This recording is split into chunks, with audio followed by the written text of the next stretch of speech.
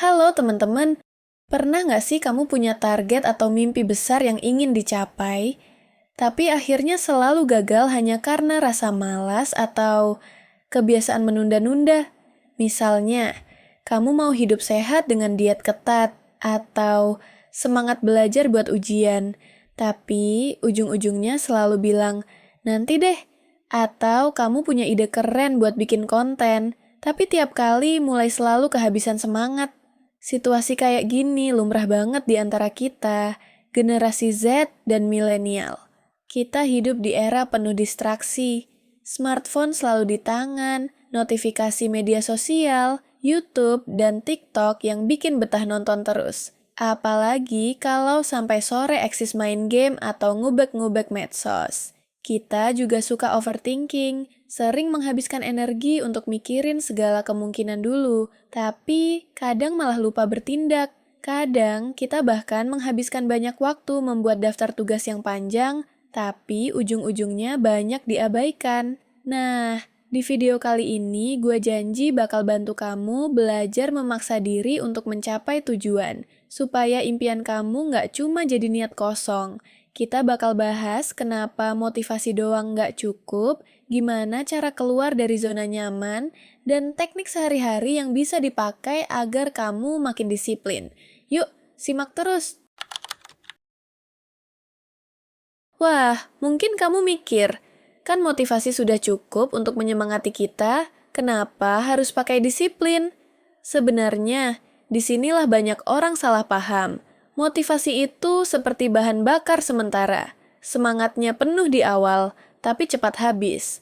Contohnya nih, pernah nggak kamu mulai menjalani diet sehat atau olahraga dengan semangat luar biasa di awal minggu, tapi beberapa hari kemudian semangatnya luntur dan kamu kembali ke kebiasaan lama? Atau ketika ujian tiba, kamu sempat belajar seharian penuh dengan semangat, tapi besoknya malah kembali bermalas-malasan? Itulah realitanya. Kita sering sekali mendengarkan kata-kata motivasi dan mengumpulkan banyak quotes keren. Tapi sayangnya motivasi itu cuma bikin kita terpacu sesaat. Ketika saatnya bertindak, kita jadi kehilangan tenaga kalau nggak ada fondasi lain. Motivasi itu ibarat mood, kadang lagi on fire, kadang off. Saat semangat lagi membara, kita mungkin sigap melakukan apa saja. Tapi begitu sedikit kendala atau rasa malas datang, semangat itu bisa langsung menghilang. Bayangkan seperti baterai ponsel, diisi penuh di awal, tapi cepat turun levelnya kalau dipakai terus tanpa di-charge ulang. Nah, masalahnya banyak orang hanya mengandalkan motivasi tanpa punya cadangan yang lebih stabil. Disinilah disiplin diri dan struktur harian jadi kunci. Disiplin itu ibarat mesin yang terus jalan meski nggak ada semangat. Banyak pepatah sukses bilang, motivasi membuat kita memulai, tapi disiplinlah yang membuat kita bertahan sampai tujuan. Ada juga yang bilang, motivasi 30%, disiplin 70% dari keberhasilan. Faktanya, orang-orang yang berhasil besar bukan hanya mengandalkan semangat, tapi punya kebiasaan dan jadwal yang teratur. Jadi, jangan heran kalau hanya bermodalkan niat dan semangat saja, ujung-ujungnya kita tetap kesulitan bergerak. Intinya, motivasi memang bagus untuk memulai. Tapi, untuk terus berjalan sampai akhir, kita butuh disiplin yang kuat. Oleh karena itu, selain semangat, kita juga perlu bikin sistem dan struktur dalam kegiatan sehari-hari. Ya, PES, kita perlu atur jadwal dan bikin aturan untuk diri sendiri. Lalu, apa sebenarnya yang membuat orang sukses bisa terus berjalan? Salah satunya karena mereka tahu pentingnya keluar dari zona nyaman, memaksa diri melakukan hal yang kadang tidak menyenangkan untuk mencapai hasil yang diinginkan. Yuk, lanjut kita bahas konsep penting itu di segmen berikutnya. Sekarang kita masuk ke konsep penting selanjutnya. Mengapa kita harus berani keluar dari zona nyaman? Sederhananya, perkembangan terbesar terjadi saat kita tidak nyaman. Kalau kita terus-terusan bertahan di tempat yang nyaman, kita nggak akan pernah tumbuh. Bayangkan kamu angkat beban di gym. Jika beban yang diangkat terlalu ringan, ototmu nggak akan berkembang. Untuk membuat otot tumbuh, kita harus mengangkat beban yang bikin otot bekerja keras, meski rasanya lebih pegal dan lelah. Prinsip yang sama berlaku dalam kehidupan kita. Semakin kita memaksa diri keluar dari batas kenyamanan, semakin kita tumbuh. Coba ingat, pertama kali kamu belajar naik sepeda. Di awal pasti sering jatuh dan takut jatuh lagi. Tapi kalau kita berhenti karena ketakutan itu, kita nggak akan pernah bisa pergi kemana-mana. Sama halnya dengan tujuan hidup. Kadang kita harus melewati fase jatuh bangun di luar zona nyaman untuk bisa maju. Para ahli dan pelatih olahraga pun selalu menekankan pentingnya menantang diri sendiri. Contohnya, atlet-atlet top sering latihan di kondisi ekstrim. Mereka bangun pagi sekali, berlatih keras sebelum matahari terbit, lalu push-up, sit-up, dan berlari cepat. Padahal, tubuhnya masih ingin istirahat. Tapi, dari situ mereka jadi terbiasa melakukan hal yang orang lain anggap menyiksa. Gimana dengan para samurai Jepang di masa lalu? Mereka dilatih secara disiplin, bangun subuh untuk latihan pedang dan meditasi, menahan lapar dan segala kekurangan, semua demi membentuk mental baja.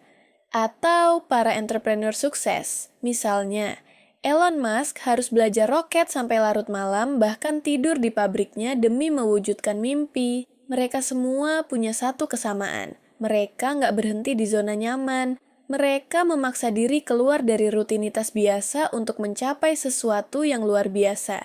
Intinya, memaksa diri berarti melatih diri menghadapi hal yang biasanya bikin kita ragu atau malas. Awalnya pasti terasa tidak nyaman, tapi lama-kelamaan tubuh dan pikiran kita akan terbiasa. Hasilnya, kita jadi lebih tahan banting dan siap menghadapi tantangan berikutnya. Nah, setelah tahu betapa pentingnya keluar dari zona nyaman ini, sekarang saatnya kita bahas teknik sehari-hari yang bisa kamu coba untuk mulai memaksa diri sendiri. Gimana sih caranya mempraktikkan semua konsep tadi dalam keseharian? Kuncinya adalah mulai dari langkah kecil dan mengaplikasikan sistem yang mendukung kebiasaan baik. Beberapa teknik sederhana yang bisa langsung kamu coba antara lain. 1. Mulai dengan 5 menit. Microforcing. Saat sebuah tugas terasa berat, atur dulu timer selama 5 menit dan bilang ke diri sendiri, ayo, kerjain cuma 5 menit dulu. Contohnya, jika kamu susah mulai belajar, cobalah membaca satu halaman atau menjawab satu soal dulu. Setelah 5 menit berlalu, seringkali semangat akan ikut datang sendiri, dan kamu jadi ingin lanjut. Teknik ini memecah hambatan awal karena setelah memulai, otak kita biasanya jadi lebih mudah melanjutkannya. 2. Gunakan habit tracker. Catat kebiasaan yang ingin dibentuk setiap hari, baik di buku catatan, kalender dinding, atau aplikasi HP. Misal, tandai setiap hari kamu berhasil bangun pagi tepat waktu, membaca buku 20 menit, atau olahraga ringan. Dengan melihat daftar checklist atau grafik progres, kita jadi termotivasi untuk tidak menghilangkan tanda berhasil itu. Habit tracker membuat progres kita terlihat nyata, sehingga kita jadi lebih bertanggung jawab pada diri sendiri. 3. Metode Pomodoro. Teknik manajemen waktu ini membagi pekerjaan menjadi sesi singkat, misalnya 25 menit fokus bekerja atau belajar, lalu 5 menit istirahat, dan ulang lagi. Metode Pomodoro efektif untuk membuat tugas berat terasa lebih ringan karena ada waktu istirahat rutin. Misalnya, kamu kuliah online atau ngerjain skripsi, kerjakan topik dalam blok waktu pendek agar pikiran tetap segar. Setelah beberapa sesi Pomodoro, kamu bisa merasakan kemajuan besar tanpa kecapaian mental. 4. Atur penggunaan smartphone. Ponsel sering jadi sumber distraksi utama. Untuk memaksa diri fokus, aktifkan mode Do Not Disturb saat kamu bekerja. Atur jadwal cek media sosial, atau letakkan ponsel agak jauh dari area kerja. Kamu juga bisa hapus aplikasi-aplikasi pengalih perhatian, misal game atau media sosial, dari home screen sementara waktu. Semakin sedikit gangguan HP, semakin besar peluang kamu tetap konsisten dengan tugas yang sedang dikerjakan. 5. Sistem reward and punishment ringan. Buat kontrak sederhana dengan diri sendiri. Beri hadiah kecil setiap kali kamu mencapai target. Misal, menonton satu episode serial favorit, atau makan camilan kesukaan setelah seminggu, konsisten bangun pagi. Sebaliknya, tentukan konsekuensi ringan jika kamu gagal memenuhi janji itu. Misal, harus push up ekstra, atau skip ngemil hari itu. Sistem ini membangun komitmen. Ada ganjaran saat kita berhasil, dan motivasi untuk menghindari efek negatif jika kita abai. 6. Sistem pendukung teman, accountability partner. Ajak teman atau saudara untuk jadi partner kamu. Misalnya, jika ingin rutin lari pagi, ajak sahabat untuk lari bareng. Kalian bisa saling mengingatkan dan memotivasi. Adanya orang lain yang mengetahui target kita biasanya membuat kita lebih bertanggung jawab dan tidak mudah menyerah. Kita pun jadi lebih semangat karena tidak ingin mengecewakan mereka. Dengan menerapkan teknik-teknik di atas secara rutin, kamu perlahan mengasah diri untuk disiplin secara alami. Mulai dari langkah kecil, lalu tingkatkan secara bertahap. Sekarang, mari lanjut ke segmen berikutnya. Mengapa konsistensi lebih penting daripada intensitas? Kalau sudah terbiasa memaksa diri memulai, aspek berikutnya yang harus kamu pahami adalah konsistensi. Seringkali kita salah fokus pada intensitas. Padahal, lebih baik melakukan hal kecil secara rutin daripada sekali-sekali dengan usaha besar.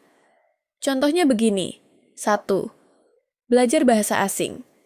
Belajar selama 15 menit setiap hari jauh lebih efektif daripada belajar 2 jam sekali seminggu. Konsistensi harian membantu otak mengingat kosakata dan struktur kalimat lebih kuat. 2. Olahraga. Misalnya, push up 10 kali sehari lebih berguna untuk membangun kebugaran ketimbang 50 kali hanya di hari Sabtu. Dengan rutin tiap hari, otot dan stamina tubuh perlahan tumbuh seimbang. 3. Kerja kreatif. Jika kamu suka menulis atau menggambar, membuat satu paragraf atau sketsa, setiap hari lebih memberikan hasil jangka panjang dibanding menunggu mood untuk membuat karya besar dalam sekali duduk. Kebiasaan kecil itu terus menumpuk, hasilnya lebih terasa. Kuncinya adalah membuat kebiasaan kecil itu menjadi ritual yang stabil. Untuk membangun konsistensi, kamu bisa 1. Menjadwalkan waktu khusus setiap hari. Misalnya, bangun pagi lalu langsung olahraga ringan, atau sebelum tidur baca buku 20 menit. Dengan jadwal tetap, kebiasaan itu akan menjadi bagian dari rutinitasmu. 2. Menggunakan pemicu, habit stacking. Contohnya, setiap habis minum kopi pagi, kamu langsung membuka buku yang ingin dibaca. Atau setelah memasak, kamu segera membersihkan meja kerja. Cara ini mengaitkan kebiasaan baru dengan kebiasaan lama yang sudah otomatis dilakukan. 3. Mulai dari target kecil agar tidak jenuh. Daripada menargetkan 2 jam belajar, mulailah dengan 10-15 menit setiap hari. Lama-lama, target itu bisa ditingkatkan sambil kebiasaan tetap jalan. 4. Ingat pepatah lama. Sedikit demi sedikit, lama-lama menjadi bukit. Menabung Rp10.000 setiap hari, misalnya, akan lebih banyak hasilnya ketimbang menabung Rp70.000 hanya sekali seminggu. Begitu pula dalam kebiasaan. Perubahan besar datang dari aksi kecil yang konsisten. Ingat, konsistensilah yang membawa perubahan besar. Seperti tetesan air terus-menerus yang perlahan bisa mengikis batu, begitu pula usaha kecil setiap hari akan mengantarkan kamu lebih dekat ke tujuan. Sekarang semua teknik sudah di tangan, mari kita akhiri dengan penutup dan ajakan bertindak. Oke teman-teman, sekarang kita sudah bahas banyak hal. Ingat ya, memaksa diri itu bukan penyiksaan diri sendiri. Justru, dengan disiplin dan konsistensi, kita sedang meletakkan batu pondasi yang kuat untuk masa depan. Apa yang terasa sulit hari ini, misalnya bangun pagi dan olahraga, nanti akan membuat hidupmu lebih sehat dan produktif. Ketika kamu terbiasa melakukan hal-hal kecil secara teratur, waktu demi waktu kamu akan kaget melihat perubahan besar yang berhasil dicapai. Jadi, tetap semangat. Masa depanmu akan berterima kasih karena kamu sudah mulai melatih diri dari sekarang. Dan sekarang aku mau dengar cerita dari kalian. Di kolom komentar, tuliskan satu tujuan pribadi kamu dan langkah kecil apa yang akan kamu coba mulai lakukan besok untuk mendekat ke tujuan itu. Aku dan teman-teman lain di sini akan saling mendukung.